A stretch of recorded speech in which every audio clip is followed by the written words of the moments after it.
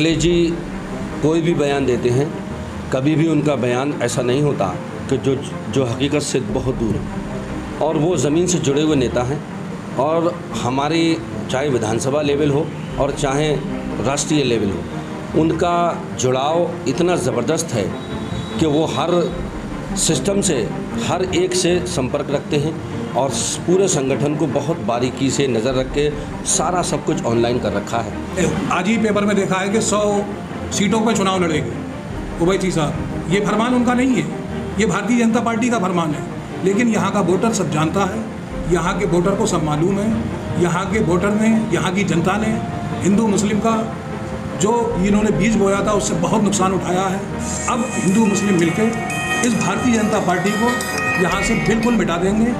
Bharatiya Janata party जो 300 plus या 250 plus की बात करती है, ये 50 और 75 के बीच में छूटेगी। उत्तर प्रदेश में 2022 चुनाव का बिगुल फूंक चुका है। उत्तर प्रदेश में सारे सियासी पार्टियां तैयारी कर रही हैं जोरों शोरों पर, और हमारे साथ इस वक्त समाजवादी पार्टी के 2 नेता हैं, नासिर रज़ा खान और लईक अहमद चांदनी साहब। इनसे बात करेंगे कि 2022 चुनाव को लेकर समाजवादी पार्टी की क्या तैयारियां हैं, और दूसरा अभी ज़िला पंचायत चुनाव में जिस तरह से समाजवादी पार्टी को नुकसान उठाना पड़ा, उन सभी मुद्दों पर। और इस बार यूपी चुनाव अलग होने वाला है, क्योंकि कुछ नई पार्टियां भी यहाँ चुनाव लड़ रही हैं। आम आदमी पार्टी है और असदुद्दीन ओवैसी की पार्टी AIMIM भी चुनावी मैदान में है। असदुद्दीन ओवैसी आ रहे हैं यूपी में, 100 सीटों पर चुनाव लड़ने की बात कही है। क्या समझते हैं आप, उससे क्या जो है यूपी की राजनीति में होने वाला है? देखिए, चाहे ओवैसी साहब हों चाहे कोई और साहब हों, यूपी के चुनाव में कोई फ़र्क नहीं पड़ने वाला है। इसका एक एग्ज़ाम्पल आपने अभी लेटेस्ट बंगाल में देख लिया। वहाँ भी बहुत पार्टियाँ थीं, सारी पार्टियाँ थीं, लेकिन जनता ने बिल्कुल नकार दिया और किसी भी हालत में उन्होंने किसी अपना वोट को कहीं भी बेकार नहीं किया। वही सेम हालात ये हैं यूपी में, तो बिल्कुल कोई फ़र्क ही नहीं पड़ता। ये बी टीम के नाम से जाने जाने वाले लोग हैं, और यहाँ के जो ख़ास तौर से जो उनका मुस्लिम से जुड़ाव जो लोग कहते हैं, लेकिन जुड़ाव उनका किसी भी हालत में मुसलमानों से नहीं है। अगर होता तो वो कम से कम उत्तर प्रदेश में ऐसे हालात में नहीं आना चाहिए उन्हें। अगर उन्हें मुसलमानों से वाकई मोहब्बत है या किसी एक संप्रदाय से मोहब्बत है, तो ऐसे हालात में उन्हें आना नहीं चाहिए। लेकिन अगर वो आते भी हैं तो उन्हें कोई रोक नहीं सकता, और उनको वोट की स्थिति बिल्कुल वेस्ट बंगाल जैसी होगी, कोई नई बात नहीं होगी। अभी आपने देखा ब्लॉक प्रमुखों के चुनाव चल रहे हैं यहाँ बहेड़ी में। मैं बहेड़ी की बात करूँ तो 3 ब्लॉक के लगभग आते हैं, या 2 ब्लॉक पूरे हैं और एक छोटा सा हिस्सा आता है। तीनों जगह स्थिति यह है कि भाजपा को कैंडिडेट, यहाँ भाजपा के कैंडिडेट एक यहाँ छत्रपाल जी विधायक जी हैं, उनके भतीजे हैं दुष्यंत जी, वो लड़ रहे हैं। अभी डिक्लेयर नहीं हुआ है, लेकिन वही लड़ रहे हैं दमकोदा ब्लॉक से। उनकी स्थिति उन्हें मालूम है। हमारे वफाउर रहमान साहब चुनाव लड़ रहे हैं, ताउर रहमान साहब के बड़े भाई पूर्व ब्लॉक प्रमुख भी रह चुके हैं। उनकी स्थिति यह है कि आज की डेट में वहाँ दूर दूर तक कोई बात करने के लिए तैयार नहीं है भाजपा से, और सारे के सारे वोटर एक तरफा होके माननीय वफाउर रहमान साहब के समाजवादी पार्टी के साथ हैं। ऐसे ही बहेड़ी ब्लॉक की मैं बात करूं तो बहेड़ी ब्लॉक में भी हमारी पूरी टीम ईमानदारी से लगी है, और उसका रिजल्ट भी आ चुका है कि हमें ज़रूरत है 60 BDC सदस्यों की, और हमारे पास करीब 70 के आसपास मौजूद हैं आज की डेट में भी। ऐसी शेरगढ़ में मैं बात करूं तो वहाँ भी बहुत अच्छी स्थिति में समाजवादी पार्टी तीनों ब्लॉकों में। तो ये जनता की वजह से हालात बिल्कुल ऐसे हैं कि भाजपा को लोगों ने नकारा हुआ, और अब थक गए हैं लोग, परेशान हो गए हैं, और वो किसी हालत में भाजपा को वोट देना नहीं चाहते। अच्छा, आम आदमी पार्टी भी यहाँ से चुनाव पहली बार लड़ रही है। आम आदमी पार्टी से समाजवादी पार्टी को दिक्कत नहीं हो रही है, मगर ओवैसी के आने से लगातार जो है समाजवादी पार्टी के बड़े नेताओं के बयान आ रहे हैं। तो समाजवादी पार्टी को जो है ओवैसी के आने से क्या डर है?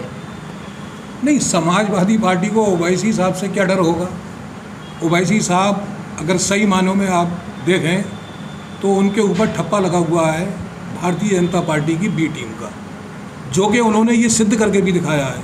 आप बिहार का रिजल्ट उठा के देख लीजिए, ओवैसी साहब की वजह से ही वहाँ पे भारतीय जनता पार्टी सत्ता में आई। उसके बाद बंगाल में देख लीजिए, वो बंगाल को भी वैसे ही दोहराना चाहते थे, लेकिन वहाँ का वोटर बहुत समझदार था, सबने एकजुटता से उनको बिल्कुल नकार दिया। उनके कैंडिडेटों को 500 से लेकर 2000 वोट मिले हैं। इतने तो वैसे भी आदमी खड़ा हो जाता है तो वैसे पड़ जाते हैं। और अब वो ख्वाब देख रहे हैं, मैंने आज ही पेपर में देखा है कि 100 सीटों पर चुनाव लड़ेंगे ओवैसी साहब। ये फरमान उनका नहीं है, ये भारतीय जनता पार्टी का फरमान है। लेकिन यहाँ का वोटर सब जानता है, यहाँ के वोटर को सब मालूम है। यहाँ के वोटर ने, यहाँ की जनता ने हिंदू मुस्लिम का जो इन्होंने बीज बोया था उससे बहुत नुकसान उठाया है। अब हिंदू मुस्लिम मिलकर इस भारतीय जनता पार्टी को यहाँ से बिल्कुल मिटा देंगे। भारतीय जनता पार्टी जो 300 प्लस या 250 प्लस की बात करती है, ये 50 और 75 के बीच में सिमटेगी। अब इनकी लड़ाई जनता से है। जनता ने इनको बिल्कुल नकार दिया है और जनता ने ये महसूस भी कर लिया है कि यहाँ उत्तर प्रदेश के अंदर और कोई विकास कर सकता है तो सिर्फ अखिलेश जी कर सकते हैं, जो कि सब जातियों को साथ में लेके चलते हैं। उनके टाइम में हिंदू मुस्लिम वाली कोई बात नहीं होती, कोई भी गरीबी अमीरी की बात नहीं होती, कोई भी भ्रष्टाचार की बात नहीं होती। और इनके तो आप रोज़ डेली देखिए भ्रष्टाचार रोज़ उजागर होते हैं। अब अभी ब्लॉक प्रमुखी की मैं आपसे बात करूं, ये इतने बौखलाए हुए हैं। जब इनको कोई बीडीसी अगर वोट नहीं दे रहा है तो इसमें हमारा क्या कसूर है? कोई बीडीसी वोट नहीं दे रहा है इनको तो हमारा कसूर थोड़ा ही है। तो इतने बौखला गए हैं ये। हमारे पार्टी के जिम्मेदार साथियों के साथ इन्होंने मुकदमा लिखवाया। वोट इनको नहीं दे रहे हैं लोग, मुकदमा हमारे ऊपर लिखवा रहे हैं। लेकिन ये अपना पिछला टाइम याद करें, जब सन 2016 के अंदर जब चुनाव हुए थे ये ब्लॉक प्रमुख के, आज हम मजबूती के साथ और इंशाअल्लाह 3 सीटें भी जीतेंगे यहाँ की ब्लॉक प्रमुख। इनके पास तो कैंडिडेट भी नहीं थे, निर्विरोध सीटें हुई हैं। ये तो लड़ने की भी पोजीशन में नहीं थे और इन्हीं की सरकार में इनको हराएंगे इंशाअल्लाह। इतना फ़र्क है समाजवादी पार्टी में और भारतीय जनता पार्टी में। अच्छा, अखिलेश यादव ने बयान दिया है कि 350 प्लस सीटें यूपी में जीत रहे हैं, तो आम जो कार्यकर्ता है क्या लगता है कि 350 सीटें समाजवादी पार्टी लेकर आएगी? देखिए, अखिलेश जी कोई भी बयान देते हैं, कभी भी उनका बयान ऐसा नहीं होता कि जो हकीकत से बहुत दूर है। और वो ज़मीन से जुड़े हुए नेता हैं और हमारी चाहे विधानसभा लेवल हो और चाहे राष्ट्रीय लेवल हो, उनका जुड़ाव इतना ज़बरदस्त है कि वो हर सिस्टम से, हर एक से संपर्क रखते हैं और पूरे संगठन को बहुत बारीकी से नज़र रख के सारा सब कुछ ऑनलाइन कर रखा है। हमारा संगठन इतना मजबूत उत्तर प्रदेश में कभी नहीं था समाजवादी का, जितना कि इस बार अखिलेश जी ने अपने जो टेक्निक है उससे करवाया।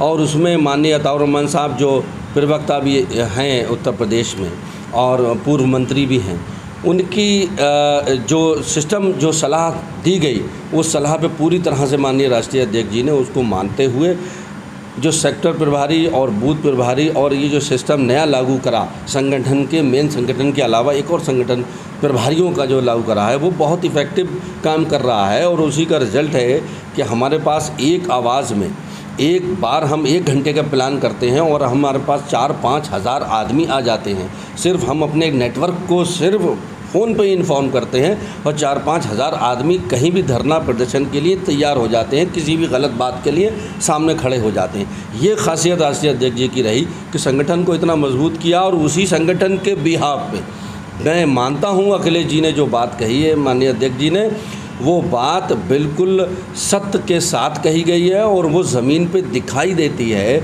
ऐसा माहौल जहाँ आज तक हमने कभी नहीं देखा। हम अखिलेश जी की बात को ध्यान रखेंगे, ध्यान ना भी रखें, अगर हमें याद ना भी रहे, अगर हम यहाँ पान की दुकान पे अगर पान खाने खड़े हो जाते हैं तो वो हमें याद दिला देता है कि भाई अब की तो आपकी सरकार आ रही है। हम अगर किसी परचूनी की दुकान पे जाते हैं और एक आटे की आटा लेने जाते हैं तो वो बताने लगता है कि आज इस बार हम आपके साथ हैं। ये चीज़ जो दिखाई दे रही है हमें खुद, मुझ जैसे कार्यकर्ता या मुझसे और जो नीचे मेरे जुड़े हुए हैं वो कार्यकर्ता मुझे मैसेज देते हैं, तो वो अगर उसको मैच करूँगा राष्ट्रीय अध्यक्ष जी के बयान से तो काफ़ी हद तक मैचिंग होती है और ये साबित होता है कि हम 350 से भी ऊपर जाने की स्थिति में आ सकते हैं। ऐसा माहौल कभी उत्तर प्रदेश में नहीं रहा किसी भी पार्टी का। शुक्रिया वक्त देने के लिए। तो इन दोनों नेताओं ने बेबाकी से जवाब दिया और बताया कि 2022 में क्या तैयारियां हैं समाजवादी पार्टी की। आपको क्या लगता है कि 2022 में किसकी सरकार बनेगी? क्या योगी आदित्यनाथ फिर से आएंगे, अखिलेश यादव, मायावती या कोई और? कमेंट सेक्शन में ज़रूर जवाब दें।